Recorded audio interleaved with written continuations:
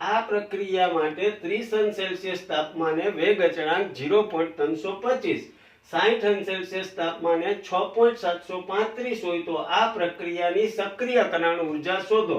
T1 બરાબર 303 kelvin, ત્યારે K1 આટલો છે, T2 એટલે 333 કેલ્વિન, ત્યારે K2 આટલો છે. તો E એ કેલરીમાં શોધવાની. મિત્રો એક જ સૂત્ર છે, log K2 by K1 EA upon 2.303 R T2 minus T1 upon T1 T2.